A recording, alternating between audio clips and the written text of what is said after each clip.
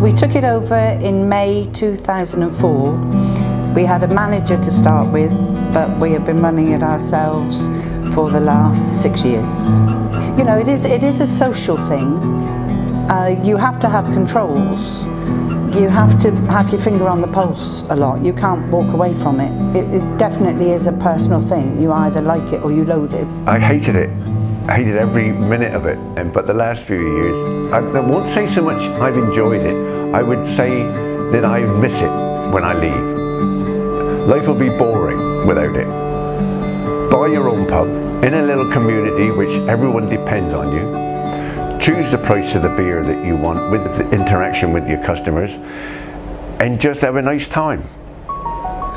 But going back to your question about why pubs are closing, for the last 2 years the government didn't put the beer duty up, so that really hasn't shown in any marked increase in customers coming in. If they want to drink, they'll come in and they'll pay whatever price is going. There's been enough publicity that prices should not have gone up, so I think it has helped a bit.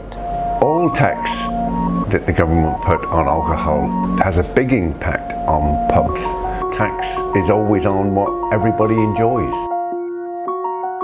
It's very small cut, the 1p, but it's a start, because for years they wouldn't do anything about it at all. The recent freeze was what? 1p? It's a joke. They think we're stupid. It's an insult to think that 1p is going to make any difference whatsoever. As an individual, makes nothing. It's a gesture. It's another way of them putting forward that we care. We're trying to help you. They don't care at all. They couldn't give a damn. Well, I've been working in this pub for 6 years, and when I first started it was busy like all the time, but now it's just quiet, especially on Friday and Saturday, so it's only busy when people get paid at the end of the month. There are several reasons why supermarkets really are the worst influence. They pay much less VAT, which means that they can sell it for much less than us. They have no control on how it is drunk. Their pricing system is almost like lost leaders, whereas we have to pay, we're tied to a brewery, so our prices are fixed by the brewery. We can't even buy it from cash and carry at the price that it's sold in the supermarket. So to me, it's supermarkets that are causing binge drinking, not pubs. We can control how much alcohol we sell to somebody. The effect of the supermarkets selling cheap alcohol should be curbed by the government by form of taxing. Alcohol is a lost leader to get the general public in to use their supermarkets. It's a government scam. They're still making exactly the same amount of duty. The duty's the same right across the board, so they don't care whether they give it away because they're getting the duty. The VAT, which is very high, affects pubs, so the prices are much higher. People now can get Sky Sports at home. They can get their alcohol very cheap in the supermarkets. It's cheaper to go to the supermarket and have a little bit of a binge at home. You can smoke when you're home, you can do whatever you like when you're home. Watch the football at home, have their friends in, smoke as much as they like, so why do they need pubs?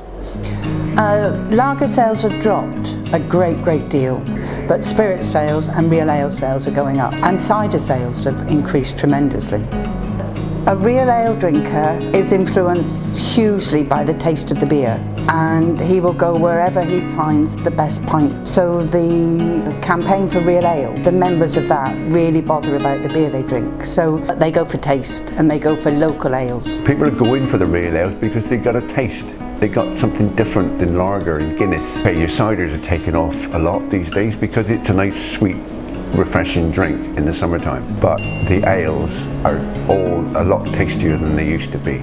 I know a regular customer called Tom who comes in here and he drinks our ale MRB because it's cheap.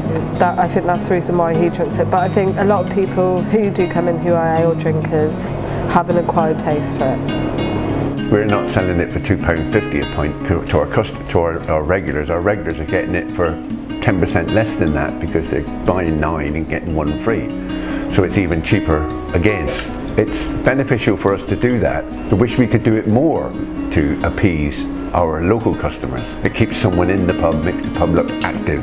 Our clientele now is, I would say, definitely over 25. Equally older at the other end of the scale, that they are looking for more traditional pubs where they know the youngsters don't want to go. So I think there has been a big change in who's using pubs. We've had occasions down here when we've seen a lovely crowd of youngsters one end and then older generation, middle-aged and older at the other end, like, you know, everyone intermingling, which is what Rosamond has always wanted with the pub. Everybody comes in and everybody enjoys themselves. We want everybody to come in and enjoy themselves, not one group of the same age, because they're a damn nuisance, because all they want to do is out-drink and out-shout each other.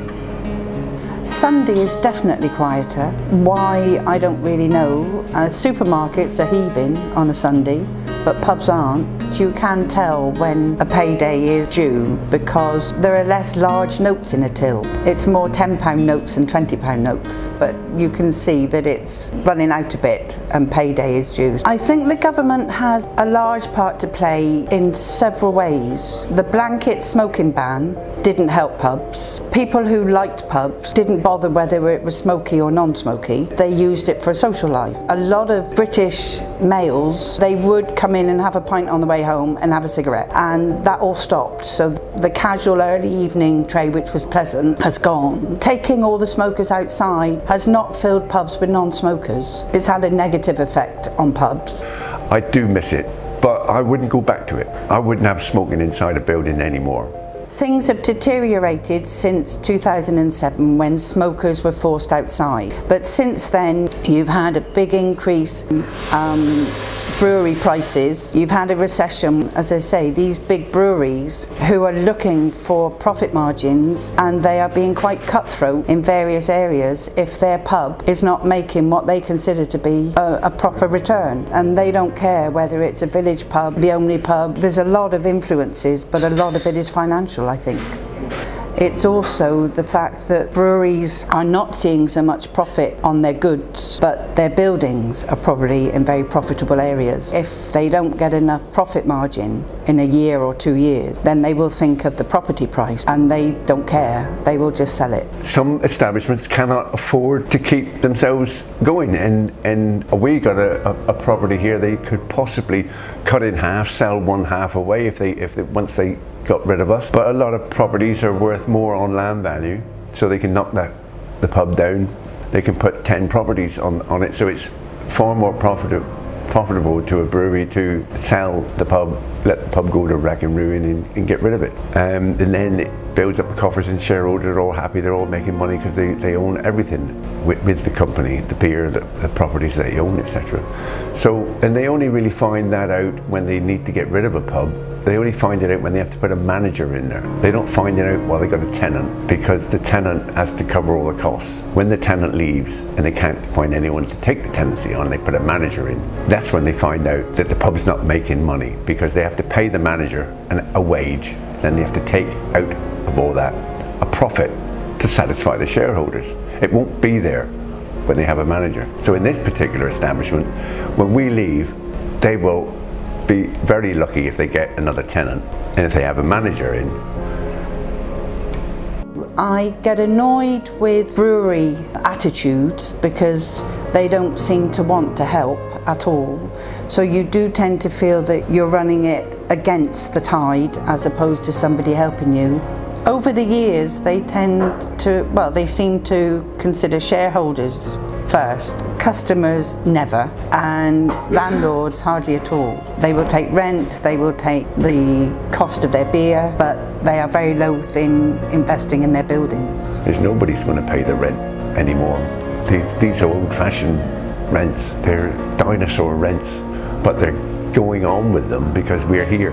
Local councils don't help because of the amount of licences and things that they have issued nearby in the last few years. Everybody is fighting for a smaller amount, and there's more of us fighting for it. Certain pubs belong to certain chains. I am tied to one particular main brewery, but I'm only tied on beer. For any beer product, I have to go with whatever prices my brewery charge. The government has been asked for several years to act on this tide principle of breweries, and it was thrown out a year ago, but it is still being fought for, that really and truly, as you say, in a modern democracy, you should be able to find the fairest price for what you need to sell, because the customer would benefit. But the government at the moment has not done anything to take this tide condition away from the breweries. There is a movement to try and get this part of a contract taken away, so that the open market would actually benefit your local customers. But it hasn't happened yet. They just don't care about individuals, ways of life, customers, quality control, and what people want. All they care about is getting money for their shareholders. It's shambolic, it's just profit. They don't think nothing of you as a customer. They're just another punter, which we like to call them customers. The pub is still the social part of a lot of people's lives, but it's not considered that. It's now gone to be big business, and it's not fair. The British pub was a part of the British way of life, and in certain places it's killing villages and communities.